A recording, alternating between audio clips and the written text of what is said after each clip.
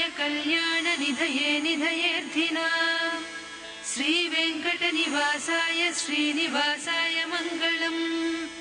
श्रीवेङ्कटाचलाधीशं श्रियाध्यासितवक्षसं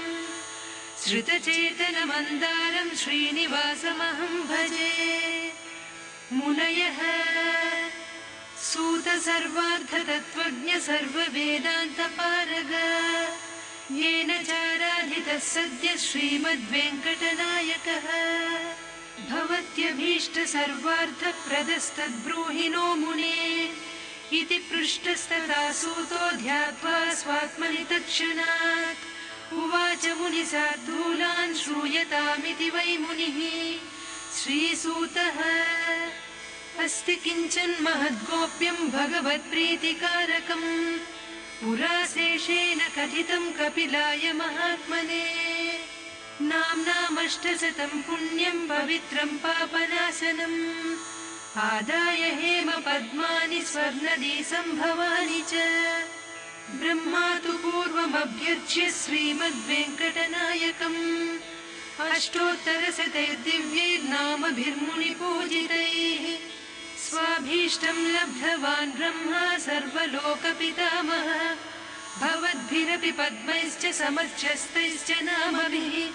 तेषां शेषनगाधीशमानसोल्लासकारिणां नाम्नामष्टशतं वक्ष्ये वेङ्कटाद्रिनिवासिनः आयुरारोग्यदं पुंसां धनधान्यसुखप्रदं ज्ञानप्रदं विशेषेण महदैश्वर्यकारकम् अर्चये नामभिर्दिव्यैर्वेङ्कटेशपदाङ्कितैः नाम्नामष्टशतस्यास्य ऋषिर्ब्रह्मा प्रकीर्तितः छन्दोऽनुष्टुप् तथा देवो वेङ्कटेश उदाहृतः नीलगोक्षीरसम्भूतो बीजमित्युच्यते बुधैः श्रीनिवासस्तथा शक्तिः हृदयं वेङ्कटाधिपः विनियोगस्तथा भीष्टसिद्ध्यर्थे च निगद्यते। ॐ नमो वेङ्कटेशाय शेषाद्रिनिलयाय च वृषदृग्गोचरायाथ विष्णवे सततं नमः सदञ्जनगिरीशाय वृषाद्रिपतये नमः मेरुपुत्रगिरीशाय सरस्वामितटीजुषे कुमाराकल्पसेव्याय वज्रिदृग्विषयाय च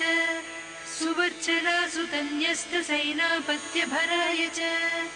रामाय पद्मनाभाय सदा वायुस्तुताय च त्यक्तवैकुण्ठलोकाय गिरिकुञ्जविहारिणे